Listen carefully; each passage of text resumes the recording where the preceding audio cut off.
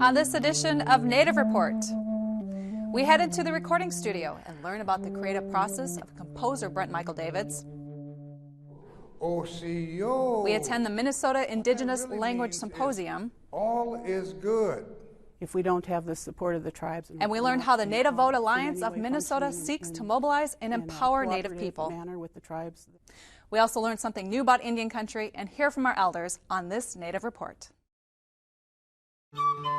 Production of Native Report is made possible by grants from the Shakopee Medwakatan Sioux Community, the Mille Lacs Band of Ojibwe, and the Blandin Foundation.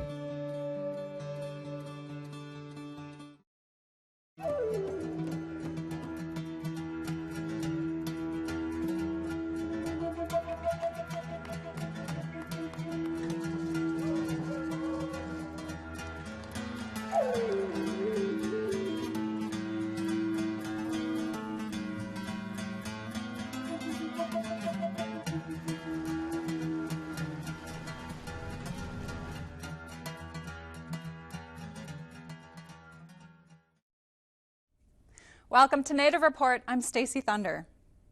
The career of composer Brent Michael Davids spans over 35 years, and during that time he's won numerous awards, scored many films, and taught many music students.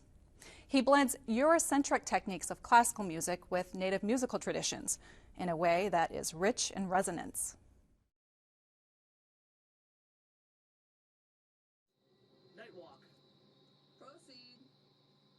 I'm in a dub session all week this week. This is our last day. We're screening this film tomorrow morning over at St. Louis Park at a theater.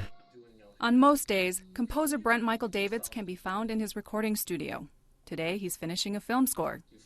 He began composing at a young age.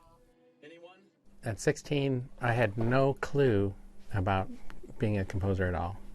I took piano lessons when I was 8.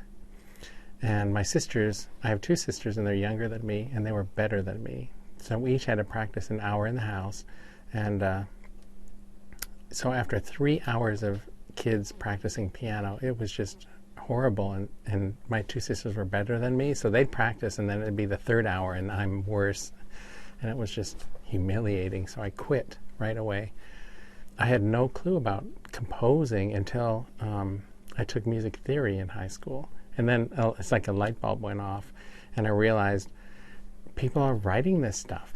I got excited about it, and I was like, I want to try this, and it turned out I was really good. You know, I had a sort of a way of thinking about the notes and the relationships, and you've heard people say that mathematics is involved in music, and it is. It's not math in terms of numbers per se, it's relationships. Davids can write in the style of any composer. He finished a piano concerto of his mentor, the late Louis Ballard. I was good friends also with Louis Ballard in Santa Fe until he passed away. It's 2007, I think. Since 1979. Because my little goatee German professor noticed, that I was doing all these native interesting things in my works, and he said, I think there's another native composer, his encyclopedic knowledge, and he looked him up, and then I wrote Louis a note, and he wrote me back, and we were, sort of friends and colleagues ever since. I've been to his house a lot and visited him, and he's been here too in the studio, and I finished his final piano concerto. He had passed away right when he was writing a piano concerto. He'd written sketches for the first movement, and then he passed away. So the pianist in the orchestra came to me and asked if I wouldn't finish it, being familiar with his work. And when I first started composing, I was what's known as a stylist. So I would compose music in the style of someone else, Mozart, Beethoven, any composer, even non-classical music too. So, anything I can hear, I can write down and imitate. Do you have anything coming up we should watch for? We're doing this Dakota music tour, so we're visiting a couple of native communities and then a couple cities. One of the pieces we're doing is called Black Hills Olawan, and it's for Mazakute, which is the native singing group, in Santee Nebraska, which is from this area over here in Winona and Mankato. And then another piece that's being performed is Powwow Symphony, which is an orchestral powwow. So I used to use this example to teach what's the difference between Western music and Native American music. If you have an orchestra on stage, which is like one of the supreme examples of Western music, you have an orchestra giving one-way communication to the audience, and the audience is sitting there taking it all in, right? And you don't even have to pay attention to the orchestra musicians. They all wear black to hide their individual identity. You're not supposed to notice that they're there even, but sort of wash yourself in the sound coming from the stage. So the music is really about the sound, as if it's a thing. That can be embedded on CDs and sold and everything. So it's a commodity. Whereas a powwow, the music is really different. It's multivalent. The communication goes 2 ways, 3 ways, multiple ways, all at the same time. Everyone's dressed in bright colors. You don't know sometimes who's a performer and who's not. The lines are blurred. People are eating, walking around, talking. There could be some, ceremony going on in the midst of a powwow, which is really important. People stand, pay attention to it, and then they're off doing other things. And it's, every which way this communication is happening. It's not just one way from this stage to the audience. And what I realize is that it would be fun to put those two together and try and get Native people into the concert hall to experience, orchestra music, which is sort of my realm, really. And then introduce classical concert goers to the idea of a powwow. His process of writing music has evolved over the years. It starts in many different ways. I used to start, when I was training, I'd start one way always, and that was to go for any kind of harmonic or melodic material. But now that I am where I am now, I start in many different ways, and it's more like a puzzle. I'm a master composer, really. I can pretty much write anything. I can write it from my head onto the paper, so I don't even use a piano or anything anymore. As a composer, Davids has to know all of the instruments. He even invented several of his own instruments. To do what I do, I had to learn pretty much all the instruments eventually to know how low does the flute play, or how low does an oboe play, and how high do they play, and those sorts of things I need to know.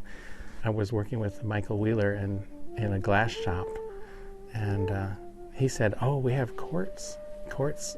He noticed that quartz rings a lot when he pulls a rod out of his little cubby hole. He had to get these crystal rods, and he'd pull one out and it would ring.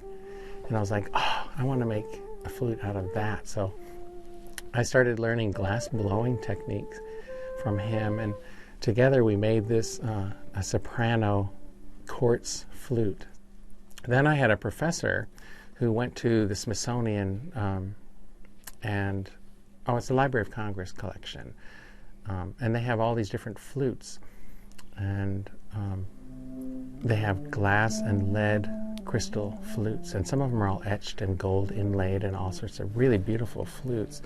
But they had a whole collection of crystal flutes, and I thought I had an original, so I went back and made a flute twice as big as anything in the Library of Congress collection. So I have, I think, the only bass quartz flute in existence.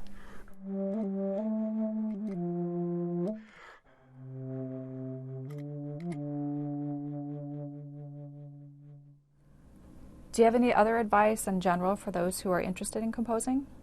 When I was in high school, I asked my band director, who was teaching me music theory, and I said that I was interested in maybe pursuing a career as a composer and getting trained in it. And he said, a music degree and a dime will get you a cup of coffee. Is what he said.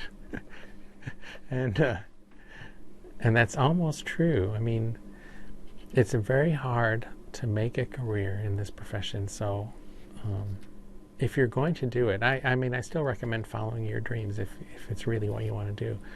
But be smart about it. Have a backup plan. Have plan B. But I think mostly don't give up.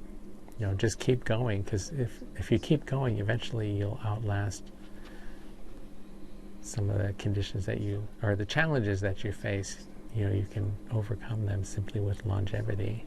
Now go back to the monastery.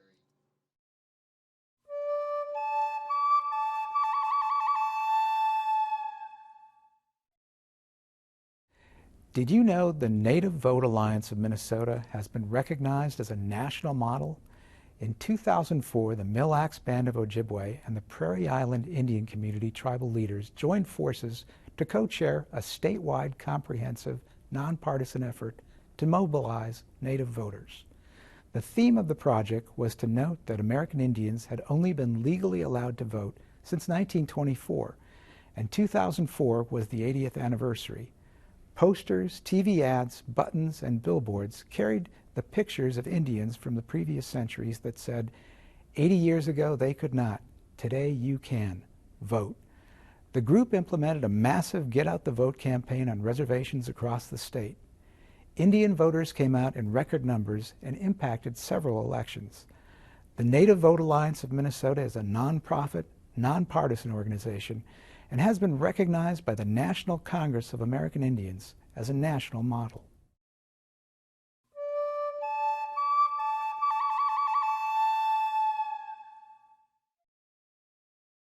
Coming up next, we attend the Minnesota Indigenous Language Symposium, where over 2 days, participants focused on technology, teacher training, teaching methods, and other language revitalization topics. The theme for the symposium is Weaving Indigenous Language Through Education, Family, and Community.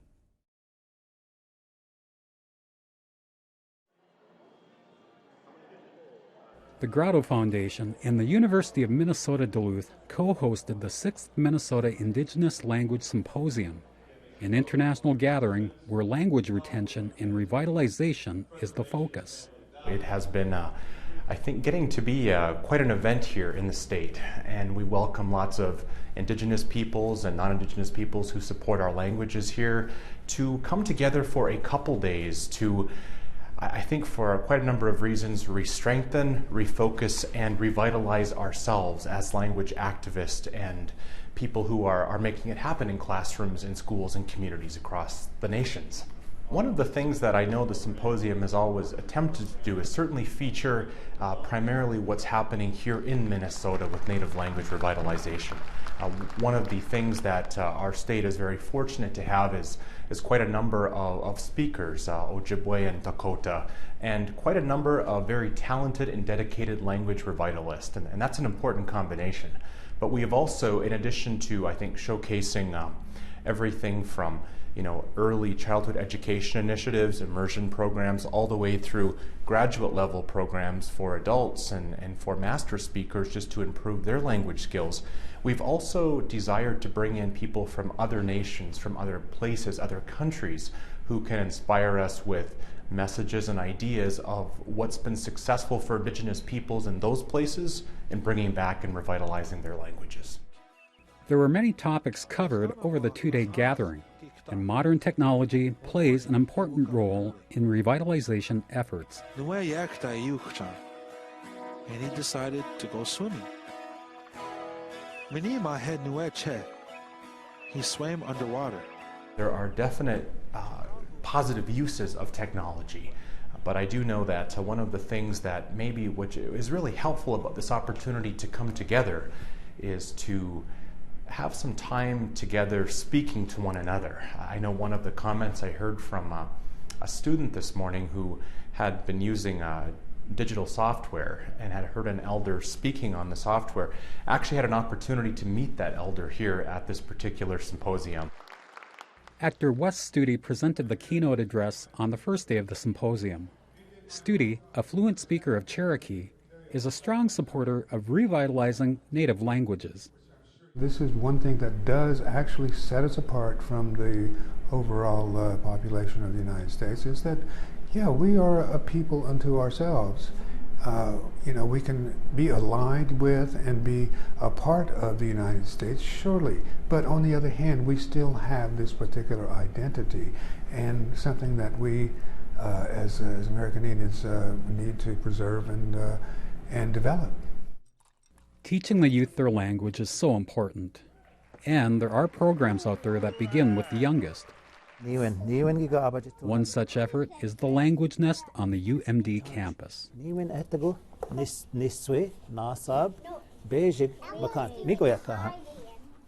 Nwang Language Nest, that's what we've named it, which in our language means our sound, our voice. And that language nest, it's a really unique initiative. It is a lab school. It is also a school in which both children and teacher candidates have a chance to come together to learn and use language in teaching and learning.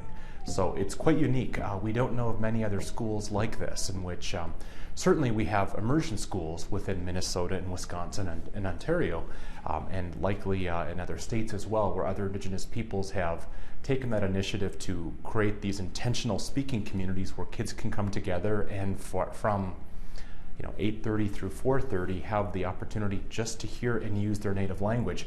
The Nwang Nest is different in that we also seek to train teachers. McInnes sees the Sixth Language Symposium as only a beginning, and that there is more work to be built upon. I think one of the differences in this symposium to maybe the other 5 that we've had previously is we've invited some of our original presenters to come back and to share where their projects have grown from. So this was kind of, I think, in as much as it was a chance to educate people about new initiatives, also an opportunity to share with people where some of those projects that were first shared in the very first symposium, where they've gone and how much success they have had and what they've learned along the way.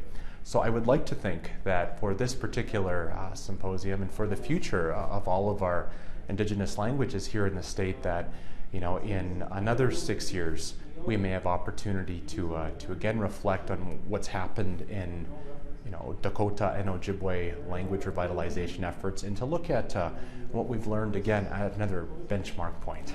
We look to our relatives and our colleagues in the Twin Cities campus. They've been very helpful in our planning, as well as a huge thank you to the Grotto Foundation, which has, I think, beyond just fiscal support, which of course is so necessary for these things to happen. I think coming to this symposium, whether you are a fluent speaker, a student, someone who is just beginning to learn about our languages, I think it's a chance for us all to come together to just acknowledge how special and important that is to us as a people, and how hard we have to work to make sure that we can keep our languages alive.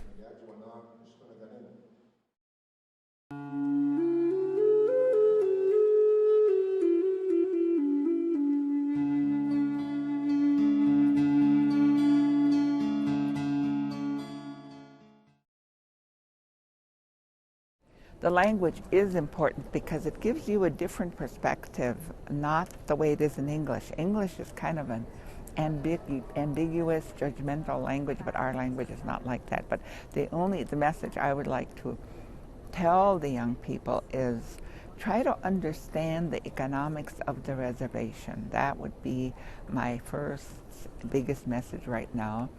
And try to learn something about the culture of your people. That's what I said in my prayer, that we have all these colleges now and all these people are here.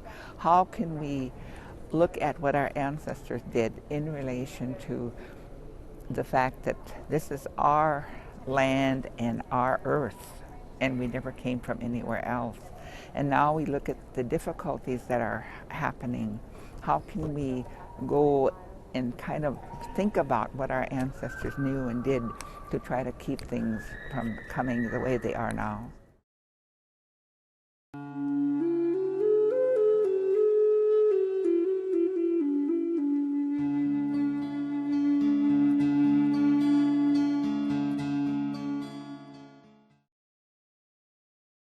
The Native Vote Alliance of Minnesota began as a Native voter mobilization campaign whose goal was to organize and facilitate voter education, registration, and get out the vote strategies throughout Native communities in the state.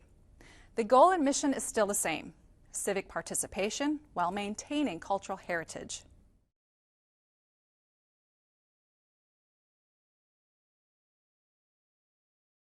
The Native Vote Alliance of Minnesota may be a small organization, but the issues they address affect all Native Americans across the state. What is the purpose of the Native Vote Alliance of Minnesota? We started in 2004 with Native Vote Minnesota Style. which was started with the Mille Lacs Band of Ojibwe and the Prairie Island Indian community.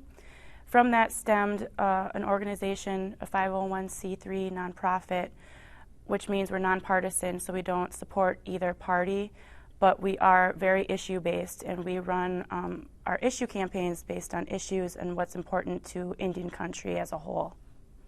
We have collaboration from all of the reservations in all the federally recognized reservations in Minnesota, the 11 tribes. We are always looking for other board members to come on from different tribes that haven't been able to put forth a board member yet. Mm-hmm.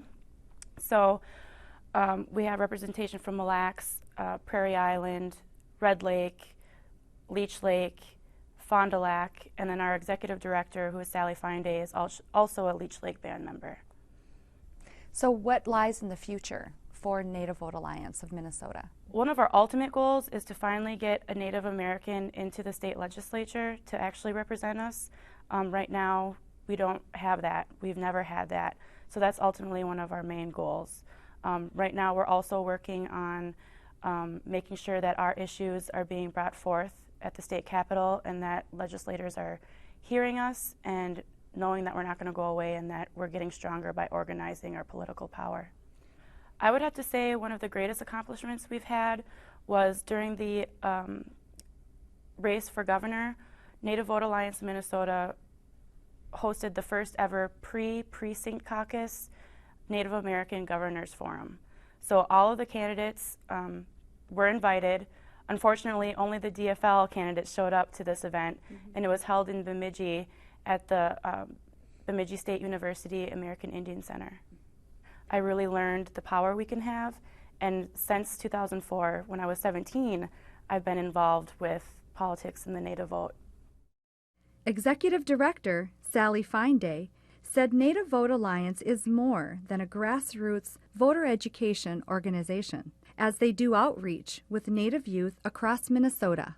We want to make sure that people in the future, Indian people sitting around their kitchen tables in the morning having coffee before they go to work, are talking actively about, the government, who's our president, what's going on in the nation, what's going on in the global environment. We want to make sure that they're impressing upon their children, this kind of information, so that our children are going into the world with a much better knowledge about how we as a sovereign community engage ourselves with a global environment. So one of our it's very fun. It's our youth civic camp. We've done it, this will be our second annual youth camp, and it is sponsored by the Mille Lacs Band of Ojibwe. What we do is we teach our young people about the true, accurate history of Ojibwe people and Dakota people in Minnesota. We make sure that they're getting, the correct information, that they need to go out and they need to feel proud that, we're a sovereign nation. We are here because our people have always been organizing. Our people have always been trying to make our voices heard. We haven't given up our right to protect and build our own futures for our own people. Will you tell us what Native Vote Alliance is currently working on? Because we're such a small organization and we do a lot of work through our board of directors, our board actually does a lot of work on their own. Like, for instance, Elizabeth Scott, who you had talked to earlier, she's really more than capable of handling certain issues. She's been working really hard on with the Voting Rights Coalition, and they are working on the photo ID bill. I've been very busy working on redistricting, making sure that the American Indian voice is at the legislative table to make sure that they're aware of that. We're American Indian people. We're not minorities. We're distinct sovereign nations. So recently, there was a rally at the state capitol here in Minnesota, and Native Vote Alliance attended. Why was the presence of Native Vote Alliance important in this event? Well, Native Vote Alliance Minnesota is a nonpartisan nonprofit. However, there are some areas where we do definitely can impact our communities. We can spread the word, like, for instance, there was a rally that was hosted by the Minnesota Indian Gaming Association, and it was in opposition of expansion of Indian gaming in Minnesota. So what we did was we spread the word to all of the, via our email access and things like that, and we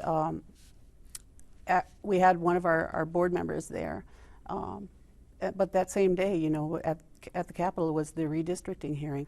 And also there was a rally just 2 days ago, and it was a very grassroots rally sponsored by a gentleman named Robert Jourdain. And one of our other board members, Veronica Smith, who's a member of the Fond du Lac Nation, was a participant at that rally. If we're going to go into the future, and we live in an environment where, you know, the forest and the rivers and the air is clean, you know, how do we keep that? How do we maintain that? And as Indian people, how do we lead that endeavor into the future here in Minnesota? For more information about Native Report or the stories we've covered, look for us on the web at nativereport.org. Thank you for spending this time with your friends and neighbors in Indian country. I'm Stacy Thunder. See you next time on Native Report.